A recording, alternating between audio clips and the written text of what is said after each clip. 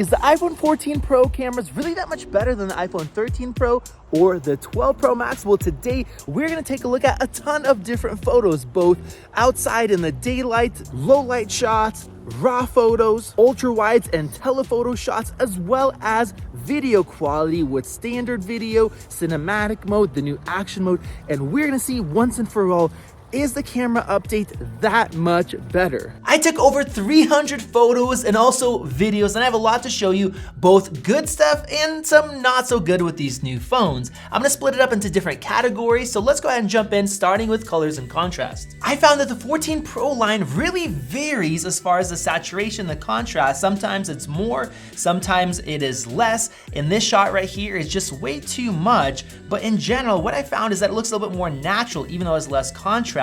And in some dark scenes, you see the shadow detail a little bit more. And also for night mode shots, the saturation is definitely boosted up, but I'll talk about that more in just a bit. As far as white balance, the iPhones have typically been more warm, and in this shot, you guys see that, but often I saw that it was actually more cool than the previous generations. In this shot right here, the 14 Pro looks way better, where the 13 looks the worst, way too warm. And in this portrait shot, the 14 Pro is actually the most warm, but that's exactly how the scene was. In this morning selfie, you guys can see that my face is a lot more cool, and here it actually would prefer the warmth of the other two phones. And in this nighttime shot, the 14 Pro's image is a lot cooler, but it is actually more accurate because that's the kind of lighting that we had. And same thing here, the 14 Pro looks a little bit more cooler, the face has a little bit more shadowing, whereas the 13, it's warmer, it's really flat in the face. I think that was the worst one out of the bunch. Now, most YouTubers don't cover panoramas, and with this new 48 megapixel sensor,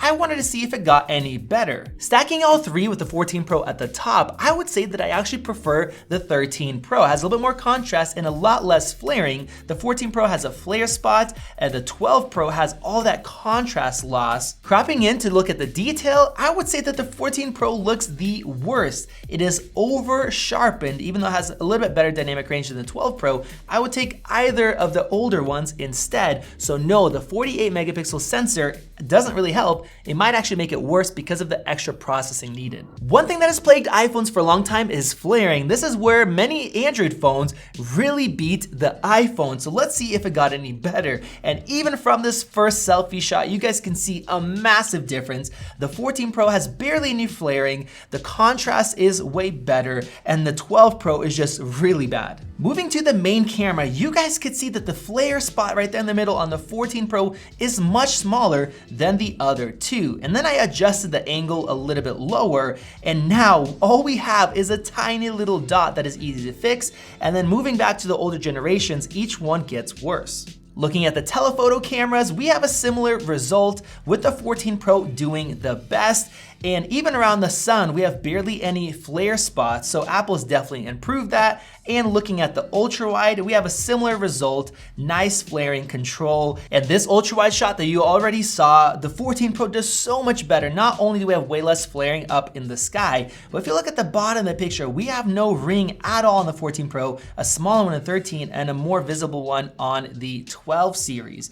Now, when it comes down to video, there's less processing that can be done in software to remove it, but we still have a little bit better results for the video. And with that telephoto camera recording against the sun, once again, much better. We're maintaining that contrast, less flaring, whereas the 12 series looks way worse. So overall, we have a huge improvement. If you like to shoot against the sun to give you a nice glow, you're gonna be happy. The only downside I would say is that in night mode shots, we still have all those little dots from reflections. Now, Apple lowers the brightness more so than before, but it is still there. And now we're gonna cover detail, starting with this 48 megapixel main camera. I know you guys are gonna be very surprised. I also have some tips for you guys. Now, looking at these standard wide shots, yes, the shot's a little bit wider on the 14 Pro, but if we crop in, you guys see that there isn't much more detail. In fact, I like the 12 Pro Max's image the best. And that is because when you're shooting regular photos,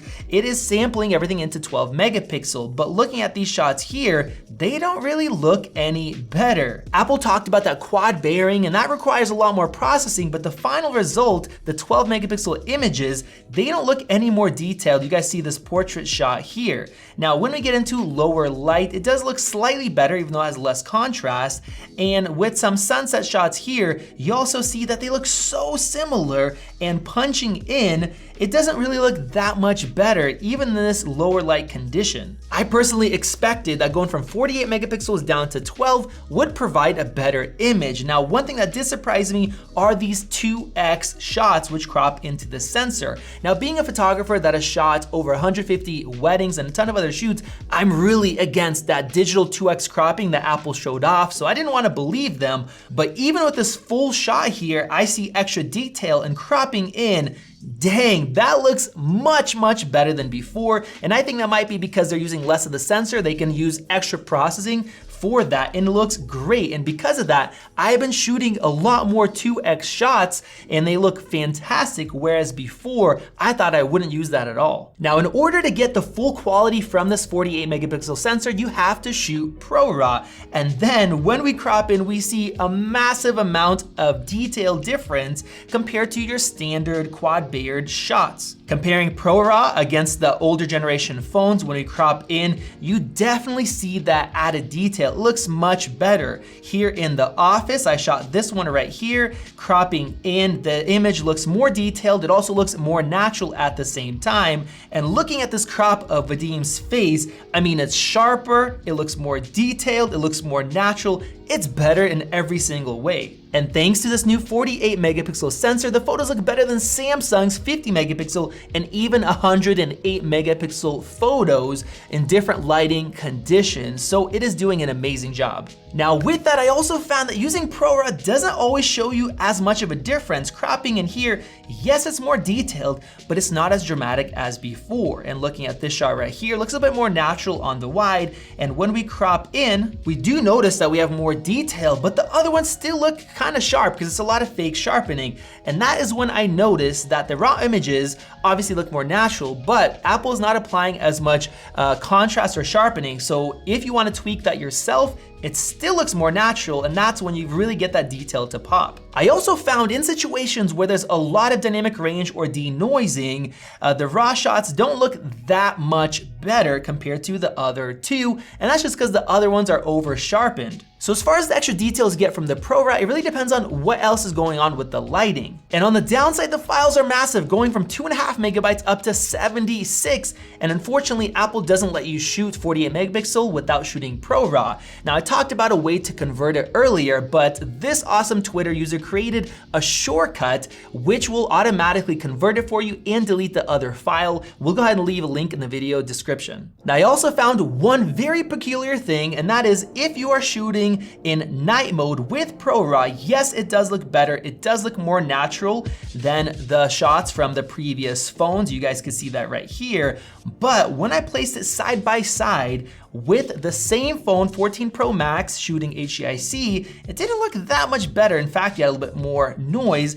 And then I found out that when you're shooting in night mode with long exposures, it actually does not give you a 48 megapixel file, it gives you a 12. So it's way larger, but as far as the added detail and benefit of that ProRAW, it's not that big of a difference. So if you're shooting in super dark situations, I would say just shoot HEICs. Now, even though the other cameras are still 12 megapixel, I think you'll be surprised with the improvements. But before I show you that, if you're a Mac user who does any sort of work with documents, spreadsheets, or slideshows on your Mac, our sponsor SoftwareKeep is giving our viewers 20% off on genuine Microsoft software, like a one-time purchase of Microsoft Office for Mac, which includes Word, Excel, and PowerPoint. Now, there are so many fishy websites out there that could scam you, but SoftwareKeep is a Microsoft certified partner who sells only 100% genuine Microsoft software, so you don't have to worry, which resulted in SoftwareKeep earning over 100,000 5-star reviews. They also have great prices on other software, including the most popular antivirus software out there,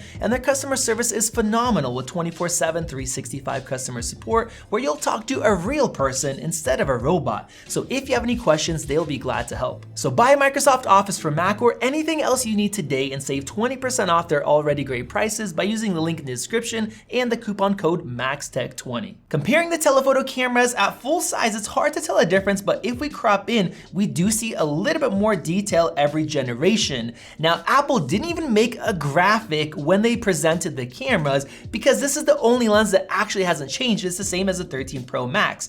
And in this medium lighting situation, it looks very similar, but once again, when you punch in, you do see more detail because of the new photonic engine and the processing. Now, if you're somebody who likes to zoom in, right here we see a lot more detail on the 14 Pro Max, and the same thing goes for this shot of the tower. Now, in tougher lighting situations, we see so much more detail from the 14 Pro Max, it almost looks like a DSLR shot, and with this crop shot right here, you guys see it's huge. The same thing goes for lower light conditions where the 14 Pro Max looks amazing compared to the 13 Pro Max, which has the same lens. The only issue that I found is sometimes it does a little bit too much processing and you have weird artifacts like this. Switching to the ultrawide, even though I don't look happy here, we have a lot more detail in the 14 Pro Max and the 12 looks bad. Now, we don't always get these kind of results. In optimal lighting, the difference is very little, it's just slightly sharper, and in some cases, when you crop in, it actually doesn't look any better. And the same thing goes for lower light conditions where we don't have night mode, just the standard shot. And now for the selfie camera, the 14 Pro Max looks so much better, whereas the 13 looks flat and less detailed. Same thing for lower light conditions, the selfies look awesome. Now, Apple finally added autofocusing to the front-facing camera, and here you see that the background is actually sharp,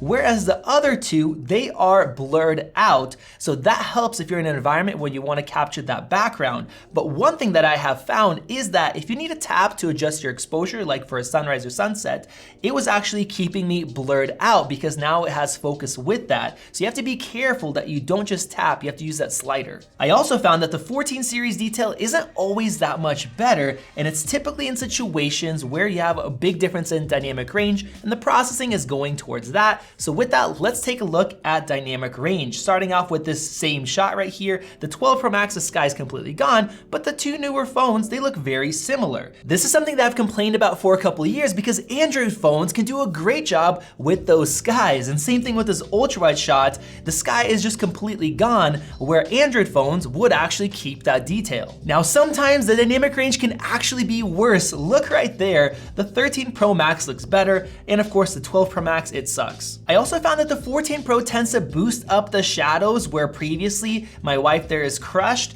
and in this shot right here, you also see a little bit more detail in the darker part of that greenery. Now, the biggest difference in dynamic range is this. Look at my face in this shot on the 14 Pro Max. The 13 Pro Max looks terrible, and we saw that before with the 13 in really tough shots. The same thing goes for selfies. The 14 Pro Max chose to blow out more than the 13 Pro Max, but my face looks so much better, so much more natural, where the 13 wanted to keep some of that sky, but we look terrible. And the last improvement is in greenery shots like this. The 14 Pro Max's image looks like it came straight out of a DSLR camera, whereas the other two, the dynamic range is just pushed too much, it looks too flat. Now, as far as dynamic range for video, it really has not improved with the sky. But if you're shooting a subject that's being exposed, even though we don't get better dynamic range, you don't have all that flatness of the 12 Pro Max, and that's with a variety of lenses like this main one here for a sunrise.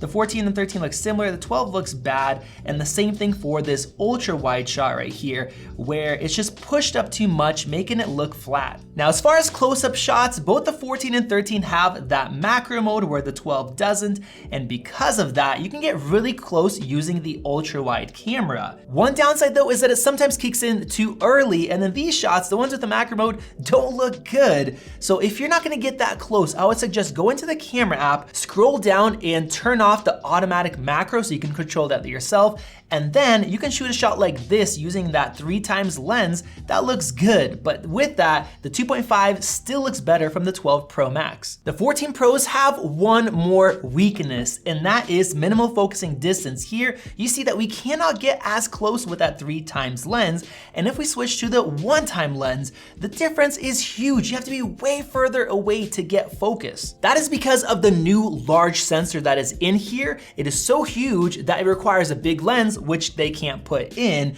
and because of that, look how much closer you can get to an object with the 13 and the 12. So now you will be forced to use the macro macro mode if you want to take shots of documents and other things. Getting into portrait shots, it's surprising how similar a lot of these are, with the 12 being just slightly behind.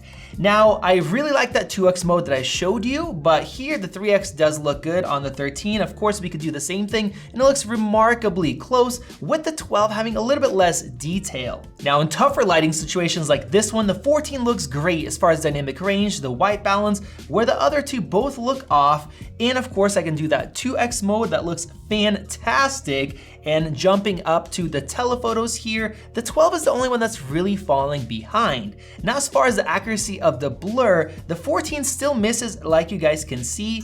In this shot, all of them look great, but they all have issues where that fence is. I've really put in the test in this shot, and none of them are perfect. I would say the 14 is just slightly better, and then in this shot, the 12 actually did the best with the cutout. Now, one feature that the newer phones have is the ability to blur foreground objects. Like right here, you guys see that bush is blurred out, where on the 12 you see it. Gives you a bit more depth, but it looks kind of fake. In this shot, I prefer the iPhone 12. The image looks sharp because the lighting wasn't difficult, and the blur looks natural because it is, instead of that fake blur. And then shooting here, we actually have a little bit of blur on the 12 because of that distance, whereas the other ones add fake ones, and the cutouts do look better. One thing that is really annoying when you're shooting portraits is if it doesn't let you take the photo, it just says your subject is too far. Well, here, the 14 was able to take a photo with blur, whereas the other two were not. And it's the same case with the main camera as well. You could be further back with the 14 and still get blur, where with the others you can't. And now let's stick with portraits, but move over to night mode. Now, when you have a good amount of light, like in this shot, all of them look great, even with the 12. Same thing with here, they are very similar. Switching to the telephoto lenses that don't capture as much light, that's where the 14 starts to stand out. And then same thing with the 1x lens in tough situations like here, the HDR just looks plain better. Believe it or not, but it was almost pitch black in this shot, but they all look pretty good because they have the LiDAR sensor and they're using night mode with portrait. But the telephoto lenses don't have that ability, so in this shot right here, where it is really dark, the 13 actually looks better, and maybe even the 12 compared to the 14. As for the front-facing camera, when it's not too dark, the 14 Pro Max looks amazing with its new camera. But if it gets too dark, none of them look that good. Yeah, the 14 Pro Max is better, but it's still kind of blotchy. Turning night mode off and using the flash makes all of the photos look a lot better, surprisingly, although the 12 actually looks the best now. Now, Apple made a big deal about their new flash that's brighter, it's more uniform, so I decided to test it out even though I don't like flash photos. And here, yeah, it looks a little bit better. The newer phones are missing that weird glow that it's in the eyes, and switching over to the telephoto to get some distance, I wouldn't say that the 12 is that much darker in terms of flash. They're all similar. I thought maybe it would help with the ultra-wide for that spread, and yes, it does look a little bit better, a little bit less noise, but I also think that's just the upgrade of that camera. And now let's jump fully into night mode, where we have some weirdness going on. Now, some of these images don't really look that much better on the new 14. For example, here, all of them look good. Same thing with this wide shot, they all look pretty good. The 14's not really a big improvement. This telephoto shot as well. The same thing goes with these shots that have mixed lighting. They don't look that much better, other than the 12 sometimes bringing up that night mode too far, like we saw in the past. So that made me wonder, why does it not look that much better? And then I paid attention to the night mode settings, where the 14 Pro doesn't even turn night mode on, whereas the other two do. Now, Apple said the biggest low light improvement was with the ultrawide, up to 3 times better, and in this shot, it definitely looks better. And the crazy thing is that it only took a second to take that image compared to 2 on the 12 Pro. But unfortunately, that is not always the case. For example, here, the 14 and 13 look very, very similar, and that is because, once again, night mode is not kicking on by itself. Now, because of that, I went in the settings and I forced it to be on, and this shot right here, you see that the 14 Pro actually doesn't look that much better, and that is because Apple limited it to 7 seconds compared to 10 seconds for the other one, so even though this preview looks terrible, once we get to those shots, they look great on the other phones. Now, when low light light gets extreme, like here, that is when we're starting to see that low light improvement. Same thing with this shot right here with the grass, we get more detail. With this telephoto zoom, that definitely looks a lot better. And in this crazy shot right here, I mean, those are some massive improvements, but it's extremely dark. Now, what impressed me the most was super dark shots with skies. You guys already saw this shot right here, but Apple is adding color to the sky now. And in this shot on the tripod, I mean, it looks so much better. The colors, the detail, it looks amazing. With this ultra wide as well, it definitely has a big improvement. And in most cases, astro shots, they look great, but sometimes it does get pushed up just a little bit too much, like we've seen with Pixel phones. And now for your video shooters, has it really gotten that much better? Well, starting out with the ultra wides, we saw that the dynamic range in this mode has improved quite a bit, but as far as the actual quality, it really doesn't look that much better. The same thing goes for your regular lens. Even though we have 48 megapixels, you don't really get any extra detail in that. So I did this test right here where we have a lot of fine detail and we can crop in and see that even though the 12 looks worse, the other two look very similar. I might even have to say that the 13 looks better because it has less stuff to deal with. Now, as far as the telephoto lens, here they look very similar, but if we focus on fine detail, the 12 looks worse, it doesn't zoom in as much, and then if we match up the maximum zoom, we have a similar result. They're very similar, and once again, I think the 13 looks slightly better. Now, I also tested out the slow motion function, wanting it to get better, but in reality, I think it also looks worse than the 13 because of those extra pixels it has to deal with. Now, the cinematic mode has been upgraded to 4K HDR, and we definitely see more detail, and of course, the 12 does not have that. I also tested out the 3x lens, and here it looks slightly better, but not a huge difference. The one thing that has been improved is some of the accuracy where it keeps focused instead of going out. And I think the cutouts have also gotten a little bit better. Now, the one new feature is action mode. So right here, I'm running with all of them. And as you can see, it is slightly smoother, but it's not a huge difference. Now that is because with Apple's marketing, they showed off the camera without stabilization compared to with action mode. Whereas other people that are recording, well, you have stabilization on all of them. And if it's getting a little bit darker, then you really notice the difference. Here I'm running sideways during the sunrise, and even though it's really smooth, you can see the quality is much worse. But if you go and turn on action mode and then you select the 1x lens, now it looks a lot better than it did previously. Now, some of you guys asked for low light video, so I ran some shots, and unfortunately, it doesn't look that much better than the 13. Now, the 12 does look a lot worse, especially if we switch over to that 3x lens, and the 14 is just slightly better. With the main lens here, it is really hard to tell a difference between the 13, but compared to the 12, the newer ones look a lot better. And we have a similar result with the ultra wide here. When it's dark, you just don't have the extra computational power that they use for photos. So really, it doesn't look much better compared to the 13. Now, the front-facing camera, on the other hand, does look better with that new lens and the autofocus. You have less noise, the image is brighter, and overall, it's an improvement. So there you guys go, probably the most detailed comparison anywhere between the last 3 generations. You guys let me know, was it worth upgrading? Is it as big of a difference as Apple said on stage? Personally, I like some of the HDR stuff with the face looking a lot more natural, things like that, but overall, I honestly was expecting a little bit more of a difference. Click above to subscribe if you guys enjoy videos where we dive deep into it and show you guys all of the truths. Check out one of those great videos right over there. This has been Max, and I'll see you in the next one.